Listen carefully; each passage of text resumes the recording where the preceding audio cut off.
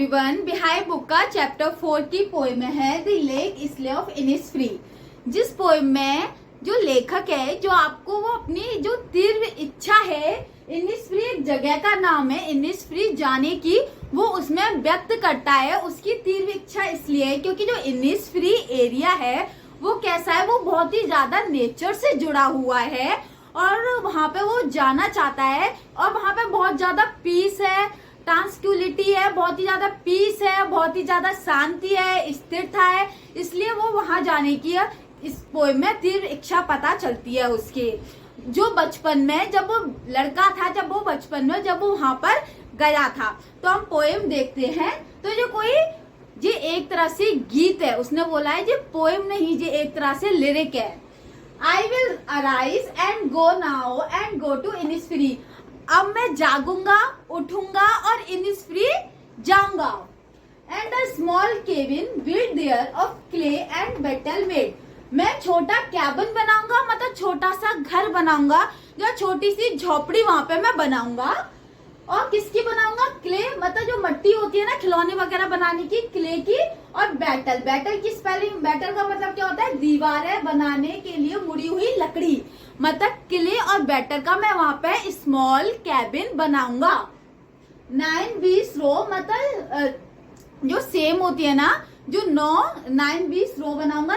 9 सेमों के बैल की तरह 9 सेमों को बनाऊंगा मैं। And I have there a hive for hive bee. और जो मधुमक्खियों का, हाइव हनी बी मतलब होता है मधुमक्खियों का, हाइव मतलब होता है छत्ता, और मैं मधुमक्खियों का छत्ता बनाऊंगा। एंड लिव अलोन, और मैं अकेला रहूंगा। इन दी बी लाउड ग्लेड, मतलब बहुत बड़े मैदान में महामधुमक्खियों की मधुर मधुर आवाज को मैं सुनूंगा। तो ठीक है, पहले पैराग्राफ में आपको समझ में आया। पहले स्ट्रेंजा में क्या बनाया? स्मॉल कैबिन बनाऊंगा क्ले का, बैटल का, और 9-20 रोज बनाऊंगा वहां पे, हाइव बनाऊंगा, मधुमक्खियों का छत्ता बनाऊंगा, और मैं वहां अकेला रहूंगा।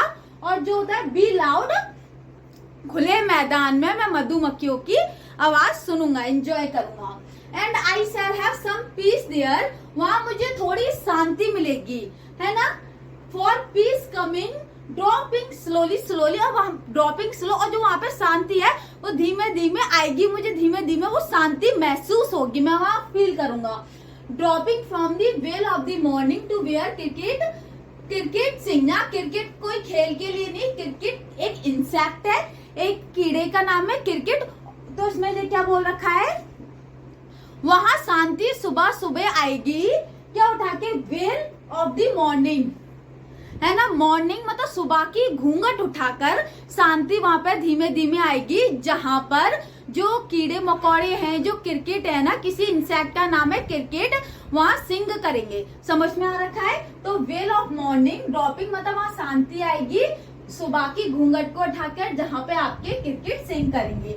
और जो वहां की आधी रात होगी ना, मिडनाइट और ग्लीमर, वो पूरी ग्लीमर से भरी हुई होगी, पूरी चमकनी होगी। जो आधी रात की रोशनी होगी वो बहुत ही शानदार होगी। और जो नून होगी ना, वो दोपहरी होगी।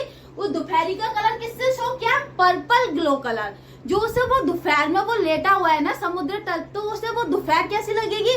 पर्पल ग्लो कलर की। पर्पल, थोड़ा सा पर्पल कलर जो आपका ग्लो कर रहा है। और जो इवनिंग होगी उसकी, वो कैसी होगी? Full of linnets wings. Linnets क्या होता है? जो गाना गाने वाली चिड़िया होती है ना, गाना गाने वाली चिड़ियाओं के पंख, उसे बोलते हैं लिनेट्स विंग, गाना गाने वाली चिड़ियाओं के पंख। और जो इसे इवनिंग लगेगी वो कैसी लगेगी? लिनेट्स विंग। तो सेकंड पैराग्राफ में क्या बोला है?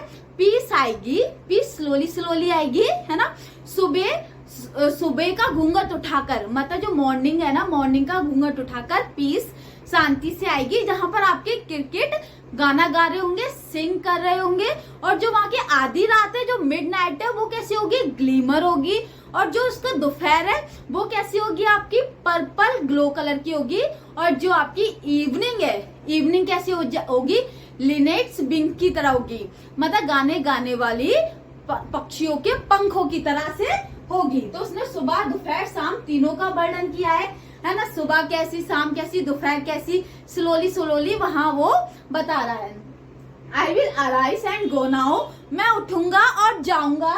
For always day and night, हमेशा के लिए, दिन और रात के लिए, ठीक है, for day and night. I hear the lake water lapping with low sound by the shore, मतलब शोर का मतलब होता है समुद्र तट, शोर का मतलब होता है समुद्र तट, और लेक मतलब वाटर लेपिंग, मतलब क्या होता है, जो लेक का पानी आता है समुद्र तट पे जो ओवरलैप करता है, उसकी जो धीमी गति है, जिसकी जो पानी ओवरलैप करेगा समुद्र के तट पे, उसकी जो धीमी गति है, मैं उसको सुनूंगा और मुझे सुकून मिलेगा।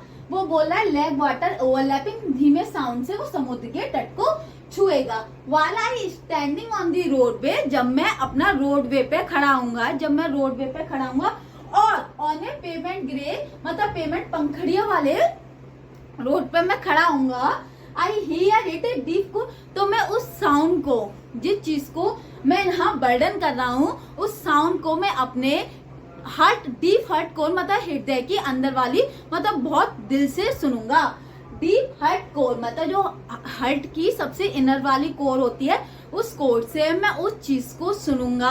वहाँ की जो शांति है, जो पीस है, जो ट्रांसक्विलिटी है, मैं उस चीज को बहुत अच्छे से महसूस करूंगा, है ना। इसमें गो एंड नाइट, मैं वहाँ दिन और रात मतलब पूरे दिन रह सकता हूँ।